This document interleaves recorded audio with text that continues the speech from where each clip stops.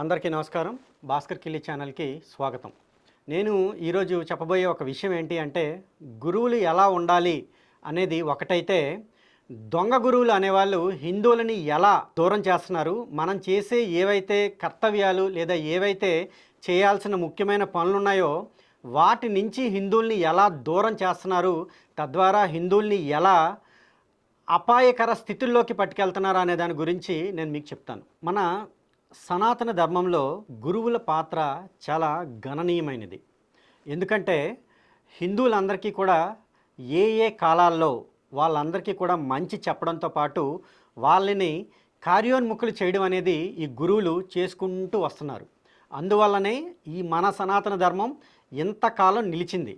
అంతేకాకుండా ఎన్ని ఆపదలు వచ్చినా, ఎన్ని ప్రాబ్లమ్స్ మనం ఫేస్ చేసినా కానీ మనం వాటన్నింటికీ తట్టుకొని నిలబడేటట్లు చేయగలిగిన దాంట్లో ఈ గురువుల యొక్క పాత్ర చాలానే ఉంది.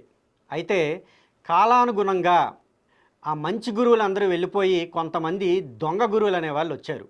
మరీ ముఖ్యంగా గత 1000 సంవత్సరాల్లో ఎప్పుడైతే ఈ ముస్లిం ఇన్వేడర్స్ మన భారతదేశాన్ని ఆక్రమించుకున్న తర్వాత కానీ, లేకపోతే ఈ క్రైస్తవులు అనబడే ఈ బ్రిటిష్ వారు మన దేశాన్ని ఒక 200 సంవత్సరాలు ఆక్రమించుకున్న తర్వాత కానీ, ఈ దొంగ గురువులు అనేవాళ్ళు మనకి వచ్చి మనం ఏదైతే వాళ్ళ మీద తిరగబడేటట్లు చేయకుండా మనందరినీ కూడా ఒక సెక్యులరిజం అనే ఒక భూతాన్ని తీసుకొచ్చి మన హిందూ మెదలన్నింటినీ కూడా నాశనం చేసి పడేశారు. అన్ని మతాలు ఒక్కటే, అందరు దేవుళ్ళు ఒక్కటే, అందరు దేవుళ్ళు చెప్పేది ఒక్కటే, మీరు ఏ మతాన్ని లేదా ఏ మార్గాన్ని ఎంచుకున్నా మీరు చేరేది మోక్షానికే అని చెప్తూ ఆఖరికి మన హిందువుల నెత్తి మీద ఒక గుద్ది బండను తీసుకొచ్చి పడేశారు. ఈరోజు మన హిందువులు ఎంత దారిద్ర పరిస్థితుల్లో ఉన్నారంటే, మన సొంత దేశమైన హిందుస్థాన్లో ఒక 2వ శ్రేణి పౌరుడిగా బతుకుతున్నాడంటే దాంట్లో ఈ దొంగ గురువుల స్థానం అనేది చాలా చాలా ఎక్కువ. అలాంటి ఒక దొంగ గురువే ఈ నండూరి శ్రీనివాసరావు అనేవాడు. ఈయన ఏం చేస్తాడంటే, ఒక యూట్యూబ్ ఛానల్ని తీసుకొని దాంట్లో భాగవతం, భారతం ఇలాంటివి చెప్తూనే ఏ సినిమా వస్తే ఆ సినిమాలో క్యారెక్టరైజేషన్ గురించి కనీసం ఒక 3-4 వీడియోస్ చేస్తాడు. అంటే ఈయనకి కావాల్సింది ఏంటంటే ఫస్ట్ వ్యూస్. కల్కి అనే ఒక సినిమా మీద ఆయన చేసిన వీడియోలో చూస్తే కర్ణుడి మీదనే 3 వీడియోలు చేశాడు. ఒక దాంట్లో మంచోడంటూ, ఇంకొక దాంట్లో చెడ్డోడంటూ, ఇంకొక దాంట్లో అర్జునుణ్ణి కర్ణుణ్ణి అసలు పాము చావకుండా కర్ర విరగకుండా చెప్పడం అన్నమాట. అంటే ఒక క్యారెక్టర్ మహాభారతంలో చెప్పబడితే దాన్ని 3 కోణాల్లో చెప్పడం అన్నమాట. ఇదంతా ఎందుకు అంటే కేవలం వ్యూస్ కోసమే. అంతేకాకుండా ఈయన కొన్ని ప్రొడక్ట్స్ గురించి కూడా మాట్లాడతాడండోయ్. అయితే నాకు దీని గురించి అయితే పెద్దగా అభ్యంతరం ఏమీ లేదు. ఆయన యూట్యూబ్లో అగరబత్తులైనా అమ్ముకోవచ్చు, లేదా అరటిపళ్ళైనా అమ్ముకోవచ్చు. నాకైతే ఎటువంటి అభ్యంతరం లేదు. మహా అయితే ఏమవుతుందంటే హిందువులు వాటిని కొంటే, ఈయన మాటలు నమ్మి వాటిని కొంటే మహా అయితే హిందువుల తాలూకు డబ్బుని కోల్పోతారు అంతే. కానీ హిందువులకి ప్రత్యక్షంగా కానీ పరోక్షంగా కానీ పెద్దగా ప్రమాదం అయితే ఏమీ రాదు. కానీ ఈ మధ్య అంటే అది ఎప్పుడో ఒక ఇంటర్వ్యూ ఆయన ఐ డ్రీమ్స్లో చేశారు. అదైతే మాత్రం నాకు చాలా చాలా దారుణంగా అనిపించింది. దాని గురించి నేనైతే డెఫినెట్గా కొన్ని మాటలు అయితే చెప్పాలని అనుకున్నాను. ఒక్కసారి మీరు ఆ వీడియోని చూడండి. బుద్ధుడు ఎప్పుడో ఒక మతం పెట్టలే, క్రీస్తు ఎప్పుడు పెట్టలే, రాముడు, కృష్ణుడు, శంకరుడు వీళ్ళెవరు మతాలు పెట్టలే. వాళ్ళు ఒక పాత్ర చూపిస్తే ఆ పాత్రలో వాళ్ళందరూ దానికి ఒక పేరు పెట్టుకున్నారు అంతే. అలాగే ఎవరి పాత్రలు వాళ్ళకి వచ్చిన తర్వాత ఇప్పుడు ఆ మహనీయుడు చూపించిన పాత్రని మనం ఫాలో అవ్వడం ఒక మార్గం. అలాగే అందులో ఎందుకు ఫాలో అవ్వాలి అంటే తార్కికంగా ఆలోచించో లేకపోతే ఉపాసన చేస్తూ తెలుసుకోవడం ఒక మార్గం. అది తగ్గిపోయి ఇప్పుడు ఏమైందంటే ఒకళ్ళ మీద ఒకళ్ళు బురద జల్లుకోవడం ఎక్కువైంది. ఒకళ్ళు వచ్చి మీ మతంలో చేస్తున్న అన్ని తప్పు చూడండి. ఇప్పుడు ఒక ఎక్స్ మతం వాళ్ళు ఉన్నారనుకోండి, వాళ్ళు ఏం చేస్తారంటే మత గ్రంథాలన్నీ తీసి ప్రతిరోజు పొద్దు నుంచి రాత్రి వరకు వాటిని కామెంట్ చేస్తూ వీడియోలు చేసి పెడతారు. ఏమిటంటే వీళ్ళని దూషిస్తే వాళ్ళకు ఒక రకమైన ఆనందం. వీళ్ళు ఏం చేస్తారు, వాళ్ళ మత గ్రంథాలు తీసి వాళ్ళ మీద బురద జల్లుతారు. ఇలాగా ఒక 3-4 సంవత్సరాలు వాడి దగ్గర నుంచి ఒక వీడియో వచ్చింది అనుకోండి, వీడికి రాత్రి ఇంకా నిద్ర పడుతుంది, రేపు పొద్దున్న లేచి వాడిని ఎలాగ సప్రెస్ చేయాలి. ఇద్దరు భగవంతుని చేరే పని చేస్తున్నారా? ఇద్దరు పనికొచ్చేదైనా చేస్తున్నారు. ఈ ఇద్దరు ఇది మానేసి ఇద్దరు వీళ్ళు ఒక అనాథశరణాలయంలో అనాథ పిల్లలకి చేశారు అనుకోండి, అప్పుడు వాళ్ళ దేవుడు మెచ్చుతాడు, వీళ్ళ దేవుడు మెచ్చుతాడు. ఏమొస్తుందా ఛానల్స్ లో కూర్చుని ఒకళ్ళనొకళ్ళు కామెంట్ చేసుకుంటూ దెబ్బలాడుకుంటే? ఆ సాంప్రదాయాన్ని పాటించకుండా పక్కవాడి దాంట్లో వేలు పెట్టి ఇలాంటివి చేయడం అనేది కాలం విపరీతం అయిపోయింది. ఇందులో ఈయన ఏమంటున్నాడండి, బుద్ధుడు కానీ క్రీస్తు కానీ లేకపోతే రాముడు, కృష్ణుడు, శంకరాచార్యుడు వీళ్ళంతా కూడా ఏ మతాన్ని స్థాపించాలని అనుకోలేదంట. కొన్ని పాత్స్ ఏర్పడ్డాయంట. ఆ తర్వాత వాటిని మనందరం అనుసరించాలి అనుకుంటే తార్కికంగా అయినా ఆలోచించాలంట, లేకపోతే ఉపాసన చేయాలంట. ఈయనకి తినే తిండి అలానే ప్రక్కనుండే పెంట ఈ రెండింటికి కూడా కనీసం తేడా కూడా తెలియదు. అసలు క్రీస్తు ఎవడండి? ఈయనకేమైనా తెలుసా? బుద్ధుడు అన్నాడు, తర్వాత రాముడు అన్నాడు, శంకరాచార్యుడు అన్నాడు, కృష్ణుడు అన్నాడు. ఓకే, వీళ్ళందరినీ తీసుకెళ్ళి క్రీస్తు అనేవాడితో కలిపి కట్టేశాడు ఈయన. అసలు క్రీస్తు ఎవడు? ఈయనకేమైనా తెలుసా? అంటే ఈయన ఉద్దేశంలో ఏంటంటే యేసు అనేవాడు క్రీస్తు. ఈయన ఎప్పుడైనా అసలు బైబిల్ మొహం చూశాడా? బైబిల్లో యేసు క్రీస్తు అయ్యాడా? అసలు పాత నిబంధనలో చెప్పబడిన క్రీస్తు అనేవాడికి యేసుకి ఏమైనా సంబంధం ఉందా? అసలు చరిత్రలో యేసు అనేవాడికి కనీసం ఆనవాళ్ళైనా ఉన్నాయా? ఈ దొంగ గురువు ఇవేమైనా చదువుకున్నాడా? మరి ఎలా చెప్తున్నాడు ఈయన? కనీసం బైబిల్ పూర్తిగా చదివితే ఈయనకి అర్థమవుతుంది యేసు అనేవాడు క్రీస్తు అనే దానికి ఎటువంటి సంబంధం లేదని. మరి ఎలా చెప్తున్నాడు? ఏదో కొత్త నిబంధనలో 2 తిరగేస్తే బహుశా అది కూడా చేసి ఉండడు, ఎవడో ఈయనకి చెప్పాడు. ఈయనలాంటి దొంగ గురువే దాన్ని తీసుకొని ఈ దొంగ గురువు మిగతా శిష్యులందరికీ కూడా చెప్తున్నాడు అనమాట, క్రీస్తు అనేవాడు అసలు మతం పెట్టలేదండి అని. ఇది మొదటి విషయం. ఆ తర్వాత ఇంకేమంటున్నాడంటే, ఈ మధ్య కాలంలో ఒక ఫ్యాషన్ అయిపోయిందండి. అదేంటంటే ఎక్స్ అనే మతం వాడు వై అనే ఒక మత గ్రంథాలను తీసుకొని వాటి మీద బురద జల్లుతున్నాడు. అలానే వై అనే మతం వాడు ఎక్స్ అనే మతం మీద బురద జల్లుతున్నాడు. వీళ్ళకి ఇదే పని అయిపోయిందంట. ఓహో, ఎంత బాగా చెప్తున్నాడో ఈయన. అసలు ఎక్స్ మతం ఏంటి, వై మతం ఏంటి? ఈయన దృష్టిలో ఏంటంటే క్రైస్తవ, ఇస్లాం అనేవి ఎక్స్ తీసుకుంటే వై అనేది ఇక్కడ హిందూ మతం అన్నమాట. ఊరికే మనకి దోలెక్కి తిన్నదరక్క కొట్టుకొని మనం ఆ మతాల మీద బురద జల్లుతున్నాం అన్నమాట. ఈయన గారు హ్యాపీగా కూర్చొని యూట్యూబ్లో మాట్లాడుకుంటూ వెళ్ళిపోతాడు. ఈయనకి ఏం తెలుసా నొప్పి? అసలు హిందువులు పడే బాధ ఏంటో ఈయనకి తెలుసా? అసలు ఎక్స్ అనే మతానికి వై అనే మతానికి తేడా అయినా ఈయనకి తెలుసా?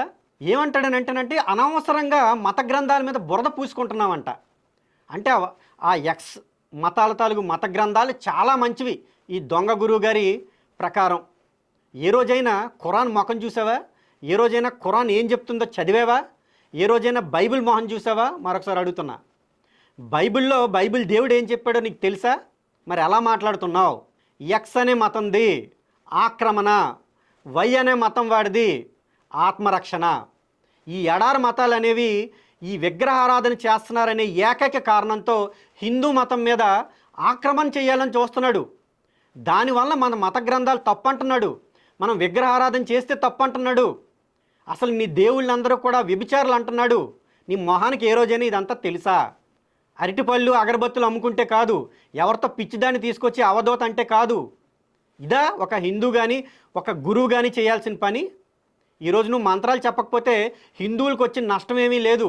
కానీ ఎవడో ఎడారి మతం వాడు హిందువుల మీద దాడి చేస్తే కనీసం వాడు ఆత్మరక్షణ కోసమైనా దాడి చేయాల్సిన అగత్యం ఏర్పడింది. దానికి సిద్ధం చేయాలి. ఆ ఎడారి మతాల తాలూకు దేవుళ్ళు ఏం చెప్తున్నారో చెప్పాలి. ఆ ఎడారి మతాల్లో ఉన్న మత గ్రంథాలు ఏం చెప్తున్నాయో చెప్పాలి. నీకు తెలియదు సరికదా, నువ్వు చెయ్యవు సరికదా, మిగతా హిందువులు కూడా చేయొద్దని చెప్తున్నావు. నువ్వు బురద పోస్తున్నారా? అసలు బురద ఎక్కడుందో నీకు తెలుసా? ఇస్లాం మతం వాళ్ళు మన హిందువుల్ని హిందువులుగా ఉంచడానికి వాళ్ళ తాలూకు రాజ్యం ఉండేటప్పుడు కనీసం 60% మన ఇన్కమ్ నుంచి వాళ్ళు జిజియా పన్ను కింద తీసుకునేవారు. నీకు ఎప్పుడైనా ఈ విషయం తెలుసా? అంటే ఒక హిందూ కింద ఉండడానికి 60% వాడు రాబడిలో కట్టేవాడు. ఒక పాస్టరు మొత్తం ఇన్కమ్ నుంచి 10% తీసుకుంటున్నాడు. అది ఇప్పటికీ అమలవుతుంది. ఆ విషయం నీకేమైనా తెలుసా? ఒకడి మత గ్రంథాల మీద ఇంకొకడు బురద జల్లుకుంటున్నారా? ఒక పాస్టర్ ఒక హిందూ ఇంటికి ఎందుకు వస్తున్నాడు? ఒక ఇస్లాం తీవ్రవాది మన తాలూకు రైల్వే స్టేషన్ల మీద కానీ, లేకపోతే బస్ స్టాండ్ల మీద కానీ, లేకపోతే ఏవైనా రెస్టారెంట్ల మీద కానీ ఇలా ఎందుకు బాంబులు వేస్తున్నాడు? వాటికి కారణం ఏంటి నీకు తెలుసా? దానికి వాడి మత గ్రంథాలు ఎంత దోహదపడుతున్నాయో నీకేమైనా తెలుసా? తెలియనప్పుడు మూసుకు కూర్చొని ఉండాలి, లేదా తెలుసుకోవాలి. ఏది లేకపోతే చక్కగా యూట్యూబ్లో కూర్చొని అగరబత్తులు అరటిపళ్ళు అమ్ముకోవాలి. దానికి మేమేమైనా అంటున్నామా? నీకు సంబంధం లేని, నీకు కాని పనుల్లో వేలెట్టి అవతల వాళ్ళ మీద ఎందుకు విరుచుకుపడుతున్నావు? ఇంకొక మాట ఈయన ఏమంటున్నాడంటేనండి, అసలు ఇలాంటి పనులన్నీ మీరు చేస్తే మీ దేవుడు హర్షిస్తాడా అని అంటున్నాడు. ఎలాంటి పనులు బాబు? ఈరోజు అలాంటి పనులు చేస్తేనే వాళ్ళ దేవుడు హర్షిస్తాడని క్లియర్గా వాళ్ళ తాలూకు మత గ్రంథాల్లో రాసుంది. జిహాద్ చెయ్యాలి, జనాల్ని మార్చాలి, అప్పుడే వాడికి జన్నత్తులో చాలా హయ్యర్ ర్యాంక్ దొరుకుతుందని చెప్పి ఖురాన్ చెప్తుంది. ఆ విషయం నీకు తెలుసా? ఎవడన్నా కానీ యేసు కాళ్ళ దగ్గరికే రావాలి అని బైబిల్ చెప్తుంది, నీకు తెలుసా? అవతల వాడి తాలూకు విగ్రహాలను నాశనం చేయాలి, వాడి స్త్రీలను చెరబట్టాలి, ఇవన్నీ కూడా బైబిల్ దేవుడు చెప్తున్నాడు. ఈ విషయం నీకు తెలుసా? అవి చేస్తేనే వాళ్ళ దేవుడు హర్షిస్తాడన్న సంగతి నీకు తెలుసా?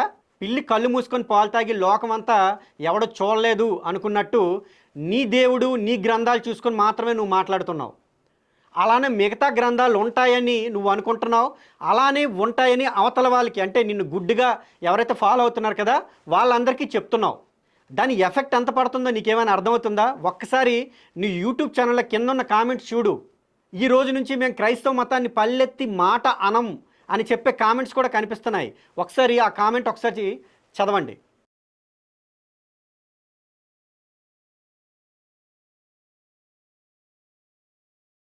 అంటే ఈయన ఏం చేస్తున్నాడు? ప్రస్తుత పరిస్థితుల్లో మతం ప్రాతిపదికన మనకి పూర్తిగా మన దేశమే విభజించబడింది.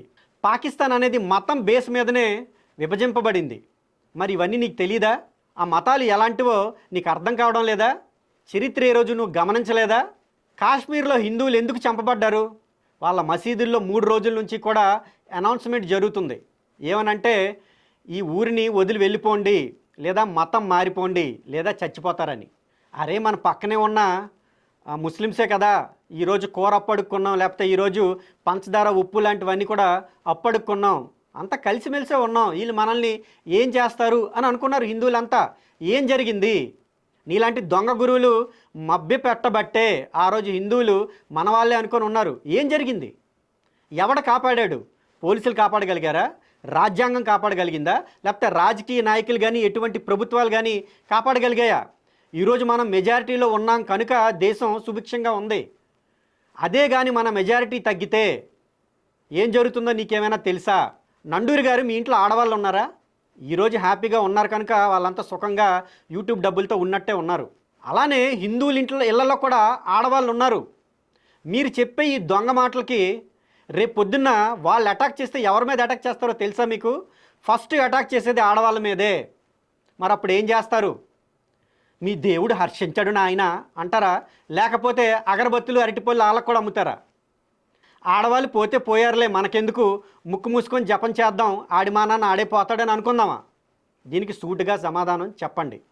మీ ఇంట్లో ఆడవాళ్ళకి ఇలానే జరిగితే మీ ప్రతిస్పందన ఏమిటి?